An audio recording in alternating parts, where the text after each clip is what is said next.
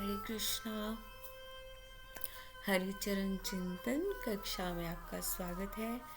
आज की कक्षा हम कुंती महारानी जब कृष्ण द्वारका की ओर प्रस्थान कर रहे थे तो उन्होंने कृष्ण से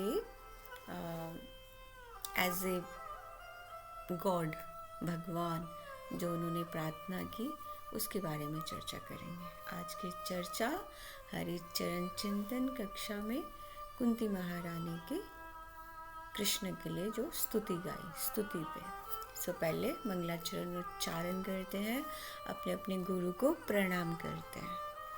ओम अज्ञानम तिमिरंधस्य ज्ञानंजन शलाकया चक्षुरुन्मीलितं येन तस्मै श्री गुरुवे नमः। श्री चैतन्य मनोभीष्टं स्थापितं येन भूतले स्वयं रूपा कदा मह्यं ददाति स्वं पदान्तिकं। वन्देऽहं श्रीगुरो श्रीयुतपदकमलं श्रीगुरून् वैष्णवांश्च श्रीरूपं साग्रजातं सहितं रघुनाथान्वितं तं सजीवं सावधूतं सावधूतं परिजनसहितं कृष्ण चैतन्य देवं श्री राधा कृष्ण पादान् सहगन ललिता श्री विशाखा वितांश्च। हे कृष्ण करुणा सिंधु दीनबंधु जगतपते गोपेश गोपिका कांत राधा कांत नमोस्तुते। वांछाकल्पतरुभ्यश्च कृपा सिंधु भैव च पतितानां पावनेभ्यो वैष्णवेभ्यो नमो नमः। तप्त कांचन गौरांगी श्री राधा वृंदावनेश्वरी वृषभानुसुते देवी प्रणमामि हरिप्रिये। गुरुवे गौरचंद्राय राधिकाय तदालय कृष्णाय कृष्ण भक्ताय तद्भक्ताय नमो नमः। हे कृष्ण करुणा सिंधु दीनबंधु जगतपते गोपीश गोपिका कांत राधा कांत नमोस्तुते। हरे कृष्णा कृष्णा कृष्ण हरे हरे हरे राम राम राम हरे हरे। हरिचरण चिंतन कक्षा में कुंती महारानी की स्तुति पे आज चर्चा करते हैं। आज की चर्चा का विषय कुंती महारानी जब भगवान उत्तरा के गर्भ की रक्षा करने के बाद द्वारिका की ओर प्रस्थान कर रहे थे, तो जब कुंती महारानी को पता चला कि भगवान द्वारका की ओर जा रहे हैं, तो कुंती महारानी जब कृष्ण उनसे आज्ञा लेने आए थे तो वो जल्दी से कृष्ण के पास गए। भगवान से उत्तरा के गर्भ की रक्षा के लिए उनको धन्यवाद बोलना था। भगवान ने उत्तरा के गर्भ की रक्षा चारों ओर परिक्रमा करके परीक्षित भगवान के रूप में जो सुंदर रूप देखा था उन्होंने उसकी रक्षा की। कि भगवान तो देख सकते हैं ना सब, तो उन्होंने गर्भ की रक्षा की और कुंती महारानी तब अपना प्रणाम देने के लिए भगवान के पास रथ के पास आए। तो उन्होंने भगवान से इस प्रकार कहा, हे कृष्ण, हे वासुदेव, देवकी नंदन, नंद के लाला, हे गोविंद, आपको मेरा प्रणाम है। और जिनकी नाभि से ब्रह्मा का जन्म स्थल भगवान की नाभि है, और जिन्होंने कमलों की माला धारण की है, नेत्र कमल के समान विशाल है, भगवान की रूप की चर्चा कर रही हैं कुंती महारानी। और जिनके चरण कमल, जिनके चरणों में ना, भगवान के चरणों में जो चिन्ह है ना तलवों में, वहाँ भी कमल के चिन्ह हैं। तो ऐसे कुंती महारानी उनका वंदन करती हैं। बार बार उन्होंने जहाँ जहाँ रक्षा की भगवान ने पांडवों की, तो उसके लिए माँ कुंती मैया उसके लिए उनको धन्यवाद बोलती हैं।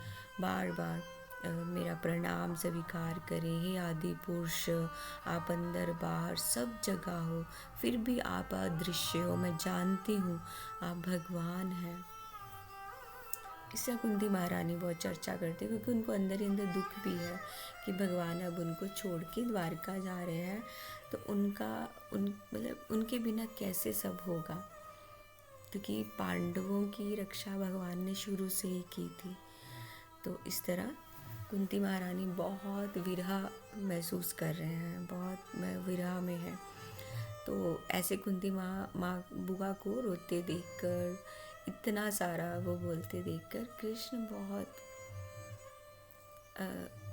परेशान, नहीं वो भी थोड़ा उनके साथ थोड़ा उदास हो जाते हैं और रथ से उतरते हैं और कुंती बुआ को गले से लगाते हैं और बोलते हैं कि बुआ ऐसी क्या बात है, आप क्यों परेशान हैं, आप इस तरह मेरी स्तुति क्यों कर रहे हैं, मैं तो आपका भतीजा हूँ ना। तो कुंती मैया बोलते हैं कि नहीं, अब मुझे पता है कि तुम सब जगह होने के बाद भी नहीं हो, कि तुम भगवान हो। तो कृष्ण कहते हैं कि बुआ संसार में यही सब देखने तो मैं आता हूँ। तो कुंती बुआ कहती है ठीक है। तो बोलते हैं कुंती माँ को, वो बोलते हैं कि मैं देखने आता हूँ। तो कुंती मियाँ बहुत परेशान होते हैं कि फिर भी वो बोलते हैं कि देखो, कृष्ण बोलते हैं कि बुआ आपको कुछ चाहिए क्या, आप ऐसे उदास हो, आपको कुछ चाहिए तो निसंकोच आप मुझे कहो। तो कुंती महारानी आंखों में बहुत अश्रु लिए कहती हैं, अच्छा मैं मांगू, देखो कहीं तुम्हारा हाथ देते हुए रुक ना जाए मुझे। तो भगवान सोच में पड़ जाते हैं और कि बुआ पता नहीं क्या मांग ले और मैं दे पाऊँ कि नहीं दे पाऊँ। तो कुंती महारानी जो मांगती हैं, हे कान्हा तू मुझे कुछ देना चाहता है ना, तो तू मुझे दुख दे दे, सिर्फ दुख। तो भगवान बोलते हैं बुआ आप क्या मांग रहे हो, संसार में लोग मुझसे सुख की कामना करते हैं और सुख मांगते मांगते संसारी लोग थकते नहीं हैं, एक तुम हो जो मुझसे दुख मांग रही हो। ऐसा वरदान आज तक किसी ने नहीं मांगा मुझसे, दुख किसी ने नहीं मांगे। तो कुंती मैया कहते हैं कि मैंने संसार देखा है, जब सुख होता है तब भगवान भूल जाता है और जब दुख होता है तो पल पल भगवान की याद आती है। ऐसा सुख किस काम का जो हमें हरि चरणों से दूर कर दे, ऐसा सुख किसी काम का नहीं है जो हमें भगवान से दूर कर दे। तो जब सुख आए तो हम भगवान के चरणों को छोड़ के चले जाएं। तो इसलिए कुंती महारानी डरते हैं कि अब मैं अब सुख में चली गई, इस राज घराने में महारानी के पद पे बैठ गई तो हम भगवान को भूल जाएंगे। तो उन्होंने बोला नहीं, आप मुझे दुख दीजिए, मुझे ऐसे सुख की चाहत ही नहीं जो मुझे आपसे दूर कर दे। दुख में इसमें ये एक बात आ जाती है और ये सच भी है, जब भी हमारे जीवन में कुछ सुख आते हैं तो हम सच में भगवान को बिल्कुल ही भूल जाते हैं। एक दोहा है ना, दुख में सुमिरन सब करें, सुख में करे ना कोई, जो सुख में सुमिरन करे तो दुख काहे को हो।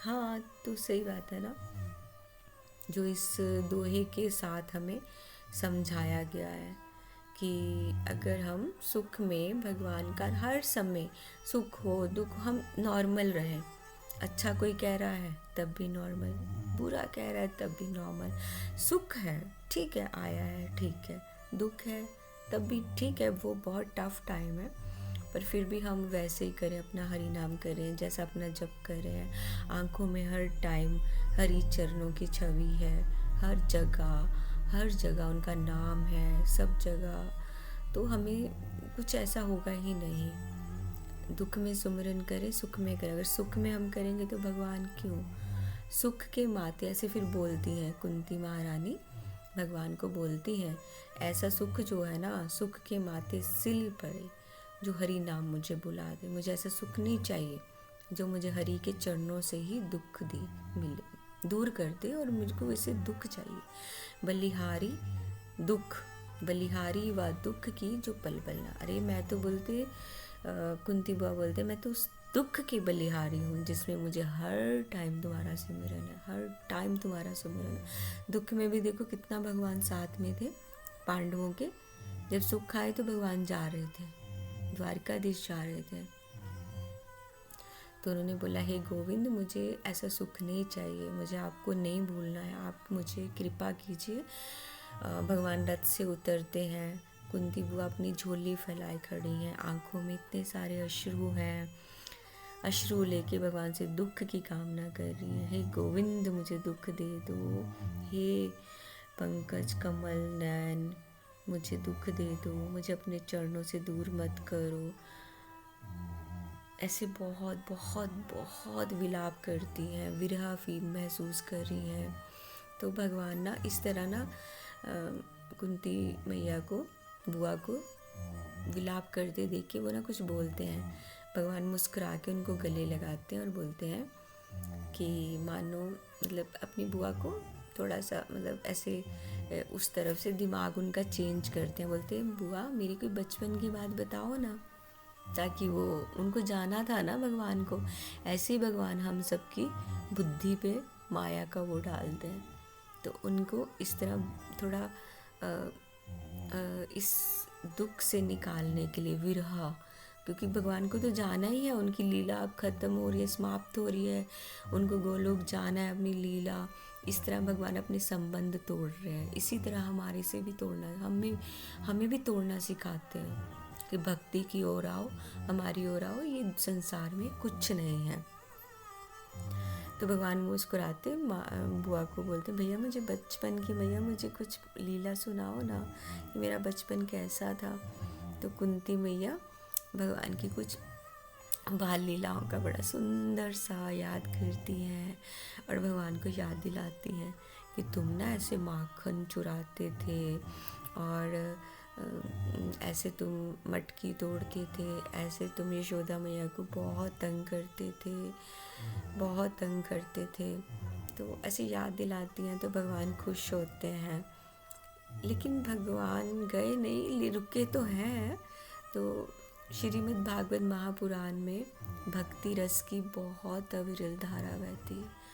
श्रीमद् भागवत पुराण हम सुनते हैं, उसमें बहुत सारी, उसमें इतनी सारी ये अविरल धारा है जो अविरल मतलब कहीं रुक नहीं रही है, बस चल रही है, चल रही है। कृष्ण की भावना, उनके ध्यान में डूबना।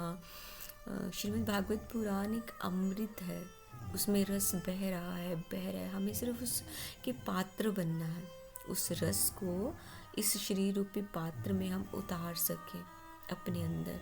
उस एक एक जो वर्ड है ना वो कोई नॉर्मल नहीं है। कुंती महारानी की स्तुति है, जैसे उन्होंने कैसे बताया है, हम अपने जीवन में उतार सकें, उस विरह को फील करें, कि ऐसा महसूस करें कि हम सुख में, सच में हमें सुख में है तो हम भगवान को भूल जाएंगे, हम दुख में हैं तब हमें भगवान याद आएंगे। तो ऐसा करना चाहिए कि अगर हम सुख में भी हैं हम अपना नियम नहीं तोड़ें। भगवान हर समय हमारे साथ है, साथ है, साथ है, हर समय हमें उनको नाम लेना है। हरे कृष्णा कृष्णा कृष्ण हरे हरे, राम राम राम हरे हरे। श्री राधा रमन लाल की जय, जुगल सरकार की जय, बांके बिहारी की जय। हर टाइम जय जय जय करते रहिए, पुकार करते रहिए, ताकि हम भूल ही नहीं पाए अपने भगवान को। जैसे भागवत गीता में एक श्लोक के द्वारा भी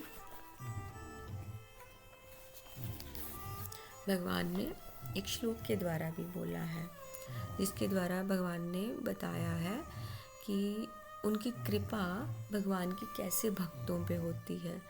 वो ये है 4th अध्याय में है, जन्म कर्म च में दिव्यम वम यो वेद्येति तत्वता त्यक्त्वा देवम देहम पुनम जन्म नैति मामेति स्वार्जुना। जन्म कर्म च में दिव्यम यो मे वेयेति तत्वता त्यक्त्वा देवम पुनर्जन्म, त्यक्त्वा देहम पुनर्जन्म, यानी पुनर्जन्म होता है इस देह का, नैति मामेति स्वार्जुना। अर्जुन को बोल रहे हैं कि जन्म मरण का जो प्रारब्ध है ये तो चल रहा है। स्वयं भगवान योग माया से आश्रय लेते हैं, लीला विलास करते हैं, फिर चले जाते हैं। प्रारब्धवश ना, तो जन्म भी हुआ और उसका स्मरण भी नहीं रहता है, फिर अगला जन्म आता है। जन्म कर्म कर्म च में दिव्यम, है ना, दिव्य है ना। तो जन्म होता है, प्रारब्ध भोगे जाते हैं, फिर अगले जन्म होता है, फिर इस जन्म के जो कर्मा कमाए हैं, फिर नेक्स्ट जन्म में वो प्रारब्ध, क्यों ना हम वैसा कर्मा करें जो सिर्फ कृष्ण से शुरू कृष्ण तक खत्म, हमें अगले जन्म तक, पुनर्जन्म तक पहुँचे ही नहीं। त्यक्तवा देहम पुनर्जन्म, हम आए ही नहीं। इसलिए भगवान ने अर्जुन से बहुत अच्छे से सब कुछ बताया कि अनेक जन्म अर्जुन तुम्हारे भी हो चुके हैं, और मैं जानता हूँ तुम तपस्वी थे, मतलब बहुत कुछ उनको बताते हैं। तुम परतम थे, तपस्वी थे, परम तपस्वी, परम। फिर भी वो अपने प्रारब्ध किसी तरह भोगने के लिए आए, भगवान भी आए। भगवान श्री कृष्ण ने हमें बहुत कुछ दिया है भागवत गीता में, जैसे हमें बहुत सारे ग्रंथ दिए हैं। प्रहलाद महाराज, जो मुझे भी रिमेम्बर है, प्रहलाद महाराज हैं, ध्रुव का चरित्र है, और गजेंद्र मोक्ष, जिसको तो हम मैं ट्राई करूँगी कक्षा में हम ये भी करें। गजेंद्र मोक्ष की बहुत बहुत महिमा है। और सबसे इम्पॉर्टेंट हमारे भीष्म पितामह, भीष्म स्तुति, कुंती महारानी ने जो स्तुति गाई है, भीष्म पितामह ने भी वो स्तुति है। कुंती महारानी की स्तुति तो सबसे अलग है, क्योंकि उनको पता है ये भगवान है और 24 घंटे भगवान उनके साथ रहे हैं, रक्षा की है, तो इसलिए वो दुख मांग रही हैं। तो वो बोलते हैं कि ऐसा अद्भुत, ऐसा भक्त भी नहीं मैंने देखा है, ना राज्य मांगा, ना मोक्ष मांगा, ना अपने बच्चों के लिए कुछ मांगा, लेकिन क्या मांगा, हमें दुख में ही रखो। कुंती मैया बहुत सारी विपत्तियाँ, सब कुछ देख के इस संसार का पूरा, फिर भी वो जन्म मृत्यु ये सब चक्र में ना पड़े, फिर भी वो भगवान से सिर्फ दुख मांगती हैं। उन्होंने कुछ नहीं मांगा कि आप हमारे साथ रहें, हम विपत्तियों में रहें, हम जैसे मर्जी रहें, आप हमारे साथ रहें। इस तरह अपनी भक्ति भाव प्रस्तुत करती हैं कुंती महारानी भगवान के पास। श्रीमद् भागवत पुराण में कुंती कृत श्री कृष्ण स्तुति भी है, उसमें भी हमें पूरा, जब आप भागवतम पूरा सुने तो उसमें है, जब उत्तरा के गर्भ में परीक्षित महाराज की रक्षा की थी उन्होंने। तो इस तरह कुंती महारानी ने बहुत बहुत बहुत बहुत स्तुति की, कई श्लोकों के द्वारा है उसको, मैं बिना श्लोक के आपको ऐसे ही बता रही हूँ। तो कुंती महारानी ने कहा कि प्रभु आप तो सब जीवों के बाहर भीतर एक समान है, इंद्रियां वृत्तियों से देखे नहीं जा सकते, आप तो आदि पुरुष परमेश्वर हैं, मैं आपको नमस्कार करती हूँ। अब कुंती महारानी उनको बहुत, इतनी विरह में है, अश्रु अविरल धारा आंखों से चल रही है और भगवान की स्तुति गा रही है, उनको प्रणाम कर रही है कि आप इतने अधोक्षज हैं, आप इंद्रियों के ज्ञान के कारणभूत अपनी माया के पर्दे से ढके हम लोग रहते हैं, मैं एक अबोध नारी हूँ, आप अविनाशी परम परमेश्वर परम पिता पुरुषोत्तम को मैं तो कैसे जान सकती हूँ, आप तो लीलाधारी हैं, मैं मूढ़, मैं कैसे जानूँ, आप तो वेश बदल के कई तरह के नाटक करते हैं, हम तो आपको पहचान ही नहीं सकते हैं, वैसे चक्षु ही नहीं है हमारे पास, आप कैसे दिखते होंगे। यहाँ तक कि कुंती महारानी ये बोल रही हैं, जबकि उन्होंने उसके साथ रहे हैं भगवान, आप कैसे दिखते हो, ऐसे पूछ रहे हैं कि भगवान आप कैसे दिखते हो, जो मुझे नहीं दिख रहे हो, आप कैसे दिखते हो, कैसे दिव्य रूप है आपका, ऐसा आपका शुद्ध हृदय है, परमहंसों के हृदय में प्रेममयी भक्ति का आप सृजन करते हो, मैं एक अबला स्त्री आपको कैसे देख सकती हूँ। भगवान से वो मांग रही हैं, भीख मांग रही हैं। आप कृष्ण वासुदेव देवकी नंदन नंद गोपाल गोपियों के लाडले हो, हे गोविंद मेरा परिणाम स्वीकार करो, क्योंकि कुंती महारानी नहीं चाहती कि कृष्ण जाएं। इस तरह उनकी स्तुति करती हैं, इस तरह उनकी स्तुति में कई कुछ उनको ऋषिकेश कह के संबोधित करी हैं। आपने कंस जैसे राक्षस की कैद में जन्म लिया, वहाँ से आप निकले, अपनी शोकग्रस्त देवकी मैया को आपने रक्षा की, जिनके ऊपर कितनी सारी विपत्तियाँ आई, उससे रक्षा करके आपने यशोदा मैया को अपनी लीला का पूरा दर्शन कराया। तो दुष्टों, दूत सभा से, वनवास की विपत्तियों से हमारी रक्षा की। लाक्षागृह में आग जो लगी थी उससे रक्षा की। हिडम्बा राक्षसों की दृष्टि से हमें बचाया। अश्वत्थामा के ब्रह्म अस्त्र से हमारी रक्षा की। इस तरह कुंती महारानी बहुत सारी अपनी विपत्तियों का बार बार स्मरण करती हैं। एक एक विपत्ति जो उनके ऊपर आई, जिसमें भगवान उनके साथ थे, एक एक विपत्ति का स्मरण करिए। जो भी उन पे मुश्किलें आई, लाक्षागृह उनको भेजा जा, सब भगवान के सामने रखती हैं। जो पग पग पे उन पे आई, लेकिन हर जगह पे कृष्ण उनके साथ थे। उनके दर्शन भी हुए। फिर वो उनको गा के उनको प्रणाम करी हैं और भगवान को कहती हैं, आपने ऊंचे कुल में भी जन्म लिया, ऐश्वर्य, विद्या, संपत्ति के कारण जो अभिमान ऐसा बढ़ जाता है मनुष्य का, इसलिए वो आपका नाम नहीं लेता। ऊंचे कुल में जिसका जन्म होता है, ऐश्वर्य आ जाता है, विद्या आ जाती है, संपत्ति आ जाती है, तो वो एक अभिमान आ जाता है। तो मनुष्य तब भी भगवान का नाम नहीं लेता है, भगवान के दर्शन नहीं कर पाएगा। तो जो ऐसे कोई निर्धन है, जिनके पास माया का कोई प्रपंच नहीं है, माया के बिल्कुल स्पर्श से भी वो बहुत दूर हैं, वो स्वयं में रहते हैं, शांत स्वरूप, जिनको मोक्ष भी नहीं चाहिए, ऐसे भी हैं जिनके ऊपर आप कृपा करते हो। आप तो अनादि अनंत सर्वव्यापक हो, काल रूप हो, परमेश्वर हो। इस तरह कुंती मैया भगवान का हर तरह से बारंबार बार बार उनको प्रणाम करी हैं, दंडवत प्रणाम करी हैं। पर भगवान भी अपनी आंखों में अश्रु लेके कुंती मैया को अपने चरणों से ऊपर उठाते हैं, उनको गले लगाते हैं। तो भगवान कहते हैं, नहीं बुआ, मैं आपका पुत्र हूँ।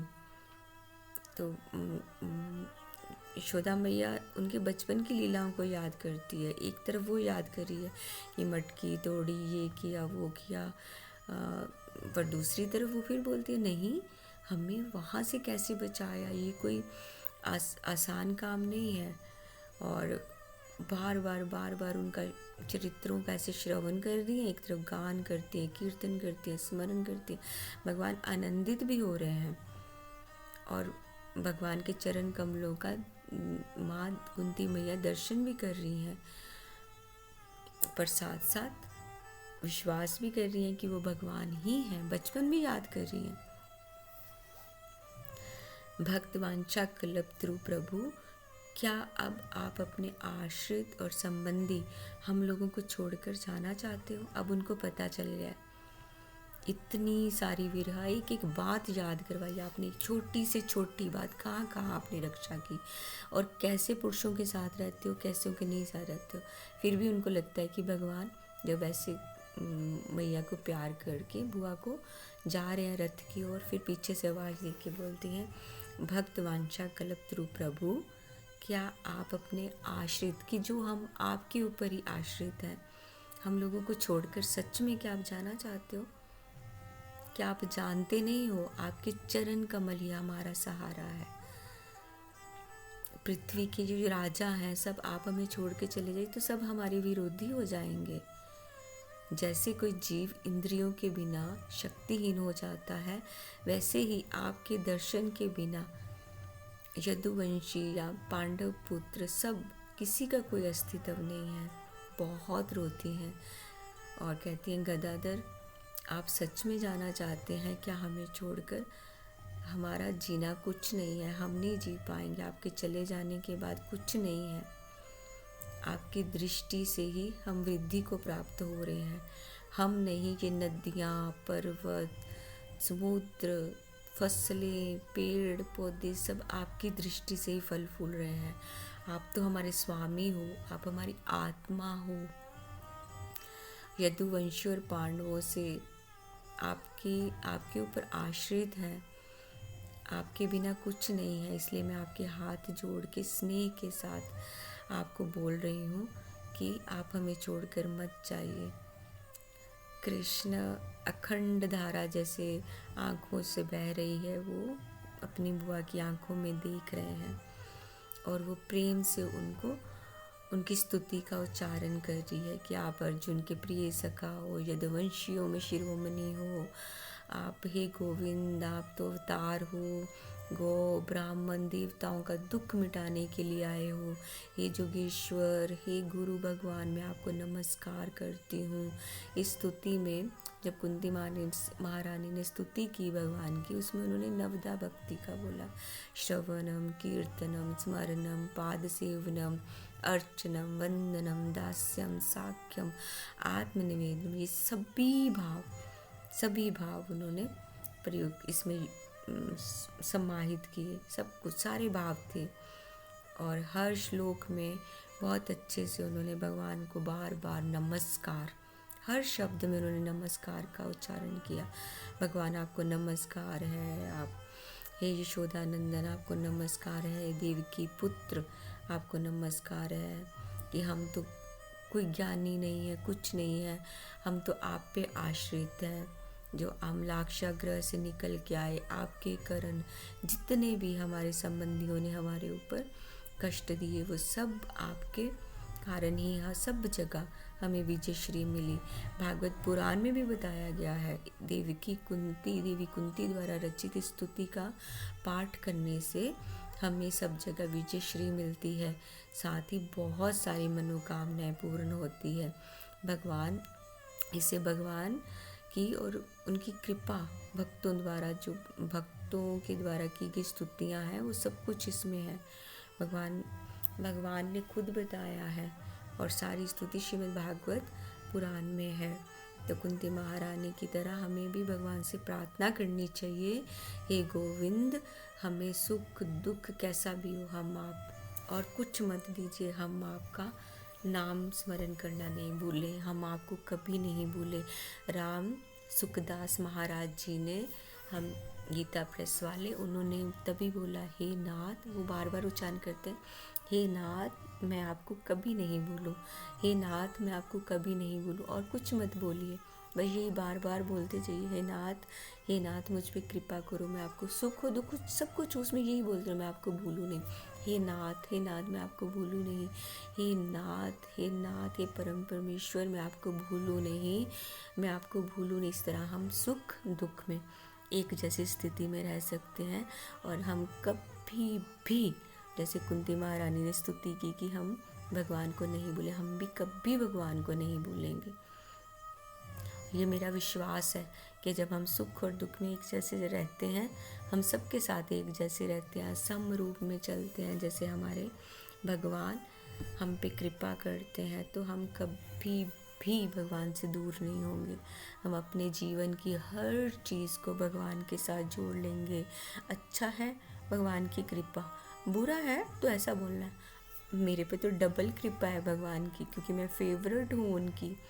अगर कोई बुरा बोल रहा है तो उसको झोली फैला के और एक्सेप्ट करना है, बोलना हाँ जी थैंक यू सो मच, ये तो मेरे भगवान की कृपा हो रही है।